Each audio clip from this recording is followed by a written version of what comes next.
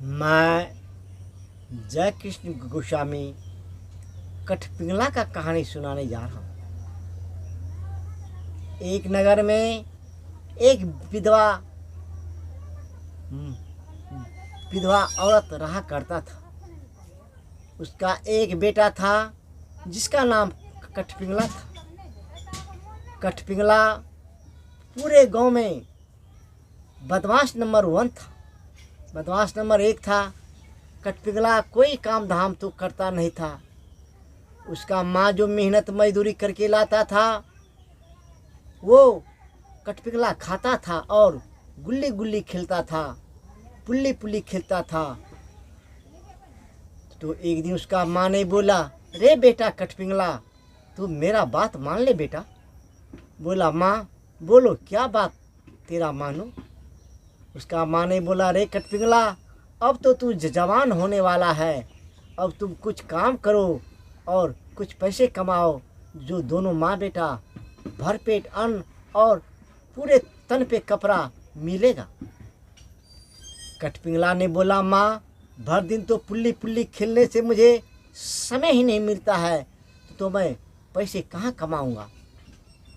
बोला, ठीक है बेटा, मैं तेरे लिए कोई काम ढूंढता हूँ। बोला, माँ ठीक है, अगर तुम कोई काम मुझे ढूंढ दो तो मैं अवश्य काम करूँगा और तुझे पैसे कमा करके अवश्य दूंगा। उसी गांव में एक गरीब ब्राह्मण रहता था। वो गरीब ब्राह्मण पूरे गांव मांगता था तो भी उसे 3 ही तंबा होता था, और 2 ही घर मांगता था तो फिर उसे 3 ही तंबा होता था। बेचारे ब्राह्मण बहुत दुखी रहता था कि भगवान मेरे किस्मत में क्या लिख दिया है, जो मैं पूरे गांव मांगता हूँ तो 3 ही तंबा होता है, और एक ही गांव मांगता हूँ तो 3 ही तंबा होता है। तो एक दिन उसकी पंडितनी ने बोला, हे ब्राह्मण, तू कहीं दूसरे राज का कमाने के लिए चले जाओ और ज़्यादा कमा करके लाओ, जिससे तेरा बाल बच्चे का जीवन व्यतीत हो जाए। ये 3 तंबे कमा करके लाते हो, इसमें किसी का पेट भरता है और किसी का नहीं भरता है। मैं कितना दिन तक भूखा आपके यहाँ रहूँ, आप ही सोचो। पंडित ने बोला, हे पंडितनी, आप तो ठीक कहते हैं, लेकिन मैं कैसे जाऊं दूसरे राज भीख मांगने के लिए। मुझे एक नौकर चाहिए। वो नौकर मेरा झोरा मोटरा ढो करके ले जाएगा तो मैं अवश्य कमाने जाऊंगा। ब्राह्मणी ने बोला, ठीक है, मैं आपके लिए एक नौकर खोज करके लाता हूँ। अब वो ब्राह्मणी धीरे धीरे कठपिंगला के माँ के पास आ गया और बोला, हे बहन, मैं तुमसे एक बात बताऊं। बोला, हे बहन बताओ। बोला, तेरा कठपिंगला अब तो जवान होने वाला है और कुछ काम धाम तो करता नहीं है, इसलिए मेरे ब्राह्मण के साथ उसे जाने दीजिए और उसका झोरा लेकर के जाएगा, और ब्राह्मण जो भी कमाएगा उसका आधा हिस्सा आपको दूंगा और आधा हिस्सा मैं लूँगा। बोला, हे बहन, मैं तो कठपिंगला को नहीं कह सकता हूँ, तो तुम जा कर के कठपिंगला से बोलो। बोला, बहन कठपिंगला है कहाँ। बोला, वहाँ खेत में आर पे बैठा है। अब पंडितनी धीरे धीरे कठपिंगला के पास गया और धीरे से आवाज़ से बोला, ए कठपिंगला। कठपिंगला ऐठा जूठा आर पे बैठा था। वो ब्राह्मणी डर डर के बोला, हे कठपिंगला बाबू, ए कठपिंगला बाबू, तुमसे एक बात बताऊं।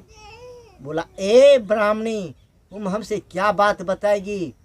जा जा यहाँ से भाग ले, नहीं तो मैं भला बुरा तुझे कह दूंगा। बोला, बाबू भला बुरा बात में कहना, मेरा एक बात तो सुन लो। बोला, अच्छा ठीक है ब्राह्मणी, तू कहती है तो बोलो, मैं तेरा एक बात सुन लेता हूँ। बोला, तेरा माँ विधवा है और मिन्नत मजदूरी करके लाता है तो तुम्हें भोजन कराता है, इसके लिए तुम मेरे ब्राह्मण के साथ ले जाओ और मेरा ब्राह्मण जो भी कमा के लाएगा उसका आधा हिस्सा तेरे माँ को दूंगा, और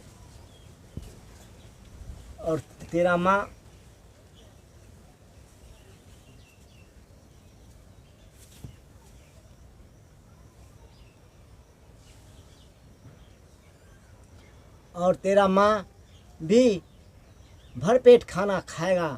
तू मेरे ब्राह्मण के साथ जाओ। बोला, ए ब्राह्मणी, कहती तो है ठीक तू, लेकिन मेरा एक शर्त है। मैं ब्राह्मण से जहाँ जो बात पूछूंगा वहाँ वो बात मुझे बता देगा तो ठीक है, अगर नहीं बताया तो मैं वहाँ से लौट जाऊंगा। पहले जा कर के ब्राह्मण से ये बात पूछ लो, और ब्राह्मण को अगर मंजूरी है तो मैं अवश्य जाऊंगा। पंडितनी वहाँ से आया और ब्राह्मण से बोला, ए ब्राह्मण, तेरा नौकर तो हो गया, लेकिन एक शर्त है। ये कठपिंगला जो जहाँ पूछेगा वो आपको बताना पड़ेगा। अब तो कठपिंगला जाएगा और नहीं बताएगा तो वहाँ से कठपिंगला लौट के आ जाएगा। बोला, ठीक है, मैं बताऊंगा, जाओ कठपिंगला को ले आओ। कठपिंगला आया और ब्राह्मण का झोला लिया, चल दिया। अब दोनों रास्ते में हंसता बोलता हुआ चल दिया। जाते जाते जाते जाते जब कुछ दूर चला गया, वो जाने के बाद एक नदी किनारे में एक पेड़ के पास पंडित बैठ गया और बोला, रे कठपिंगला, मुझे प्यास लगा है बहुत जोर का, जाओ बस्ती पे और एक कमंडल पानी ले आओ, हम पानी पिएंगे। कठपिंगला ने बोला, कोई बात नहीं, मैं जा रहा हूँ, मैं पानी लेके अवश्य आऊँगा। कठपिंगला ने कमंडल लिया और गांव में घुस गया और पानी लेने के लिए कुएं पे गया। वहाँ पे एक भेड़ा बंधा हुआ था। वहाँ जो कोई पानी भरने के लिए आता था उस भेड़ को 4 लात लगा देता था और पानी भर करके चला जाता था। कठपिंगला ने उस पानी भरने वाली से पानी मांगा तो पानी भरने वाली ने बोला, ए लड़का, तुझे पानी तो मिलेगा, लेकिन इस भेड़े को 4 लात लगा दो, फिर तुझे पानी मिलेगा। अगर 4 लात नहीं लगाया तो तुझे पानी नहीं मिलेगा।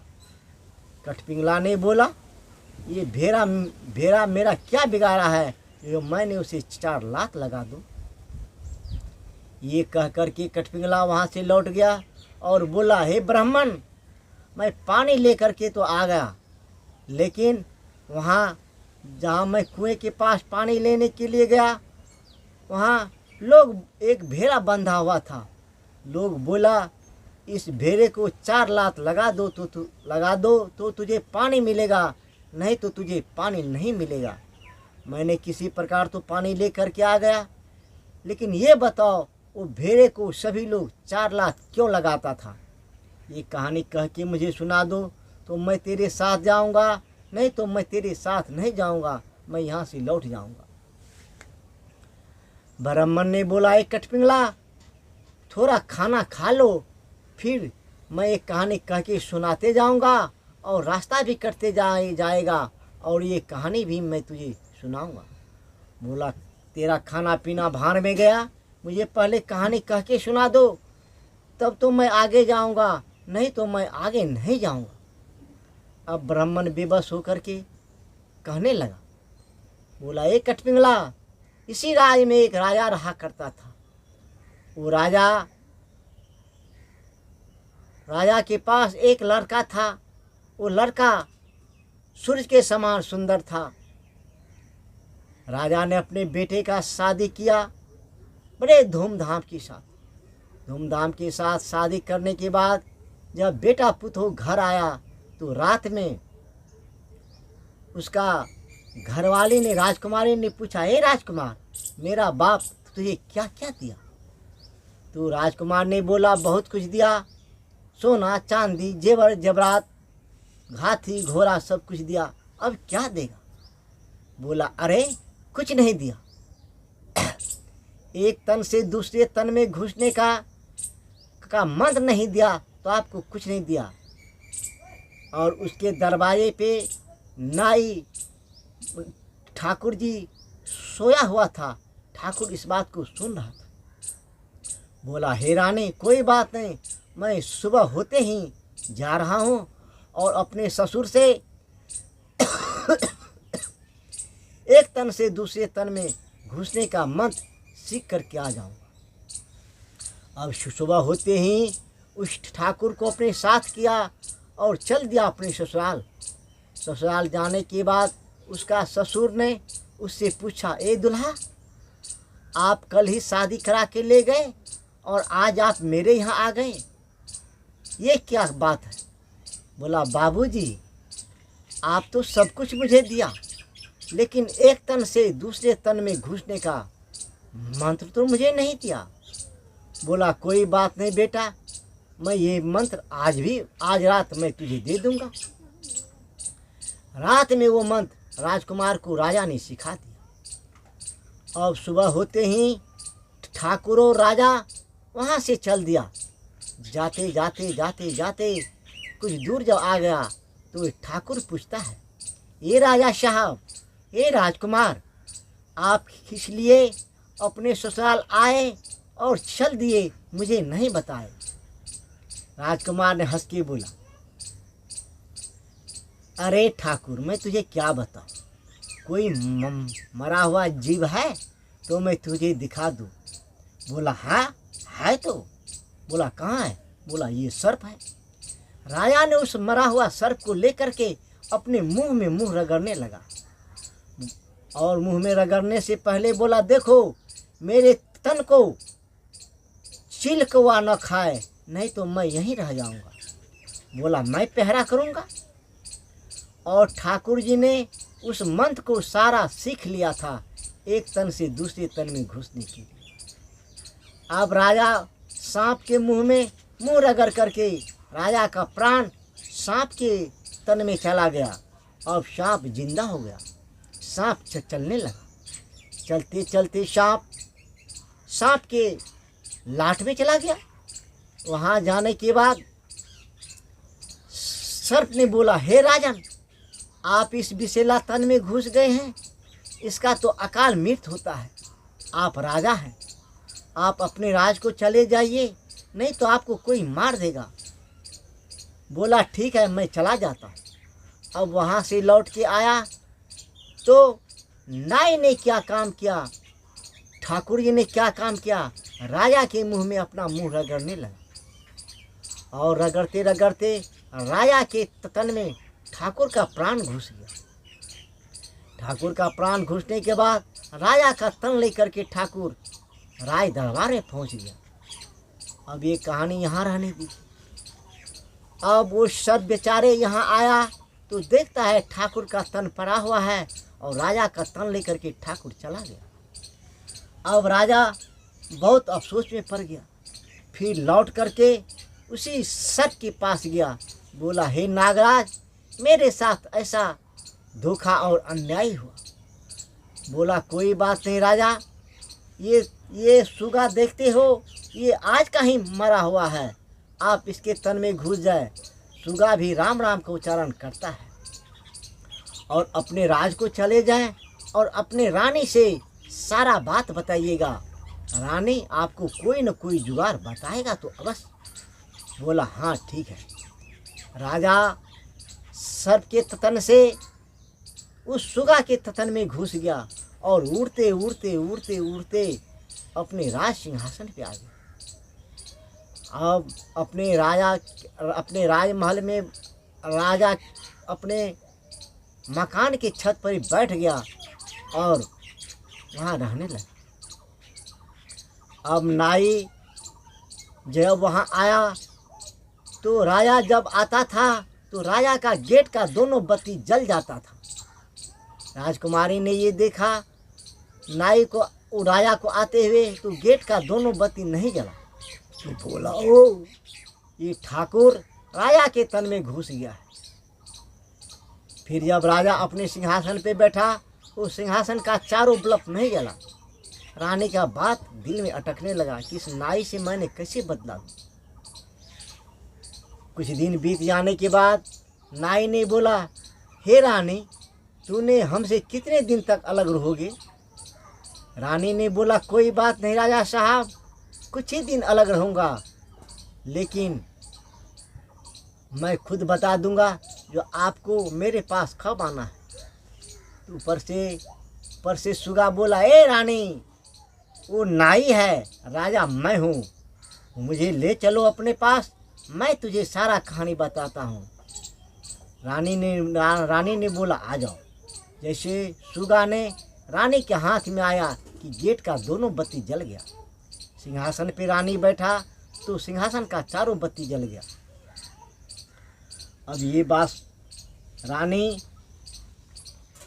उस सुगा को लेकर के अपने महल में चला गया और पिंजरे में रख दिया। अब रात होने पे सुगा ने बोला देखो मेरे साथ ऐसा घटना हुआ, मैंने ठाकुर को बोला कि तुमने मेरा तथन को देखते रहना। ये ठाकुर ने बोला आपने क्या सीखा? मैंने बोला कोई मरा हुआ जीव है जिसमें मैंने घुस करके तुम्हें दिखा दूं। तो एक सांप मरा हुआ था, मैंने उसका मुंह अपने मुंह में रगड़ने लगा, मेरा प्राण सांप के मुंह में चला गया। मैं चल करके नागराज के पास चला गया। नागराज ने बोला हे राजन, ये सर्प का अकाल मृत्यु होता है, अकाल मृत्यु होता है। आप ये क्या किए? आप अपने तन में जा कर के घुस जाइए। जब मैंने लौट करके आया तो नाई का तर रखा था, तो मैंने अफसोस होकर के फिर लौट करके नागराज के पास गया। नागराज ने मुझे कहा ये सुगा का तन यहाँ पड़ा है, सुगा भी राम राम का नाम उच्चारण करता है, आप इसमें घुस जाएं और अपने राजमहल पे जा कर के बैठ जाएं, और आपका रानी आपको ढूंढेगा, अपने रानी के पास चला जाइएगा, रानी आपका कोई जुगाड़ लगाएगा ज़रूर, और आप अपने तन में घुस जाइएगा। रानी ने बोला ठीक है। बोला आई नाई को अपने यहाँ आने के लिए बोलो, और तूने एक मरा हुआ भेड़ा अपने घर में ला करके रखो। रानी ने एक मरा हुआ भेड़ा अपने पलंग के नीचे रख दिया और नाई को बोला ए राजा साहब, आज आप मेरे पास आ जाओ, आपका मुझे बहुत ज़रूरी। आ गया। वो ठाकुर जी रानी के पास बहुत खुशी से हंसता हुआ आया, और रानी ने बोला हे राजकुमार, मैंने तुझे किस चीज़ के लिए अपने पिता के पास भेजा था, वो मुझे दिखा दो ज़रा। बोला हे रानी प्राण प्यारी, कुछ मरा हुआ यहाँ है? बोला हाँ है तो ज़रूर। बोला क्या है? तो एक भेड़ा है। अब राजा ने वो ठाकुर ने भेड़ा के मुंह में अपना मुंह रगड़ने लगा। वो ठाकुर का प्राण भेड़ा में चला गया, भेड़ा जी गया। इतने में पिंजरा खुला हुआ था, वो सुगा ने राजा के तन में अपना मुंह रगड़ने लगा। अब सुगा का प्राण राजा में आ गया, राजा फिर से जिंदा हो गया। अब राजा ने क्या काम किया, उस भेड़ा को ले जा करके कुएं के पास बांध दिया और सबको कह दिया जो कोई पानी भरने के लिए आएगा इस भेड़ा को 4 लात लगा देना, फिर पानी भर करके जाना। रे कटपिंगला वही ठाकुर जी है जो कि रानी से विवाह करने के लिए वो राजा के तन में घुस गया था। फिर वो भेड़ा के तन में घुस गया और भेड़ा को वहाँ कुएं के पास बांध दिया। जो कोई पानी भरने के लिए जाएगा वो भेड़ा को 4 लात लगा देगा और पानी भर करके चला जाएगा। ये कटपिंगला वही भेड़ा है जो रानी से विवाह करना चाहता था, इसीलिए वहाँ के लोग तुम्हें बोला कि इसे 4 लात लगा दो और पानी भर करके चला दो। कटपिंगला का कहानी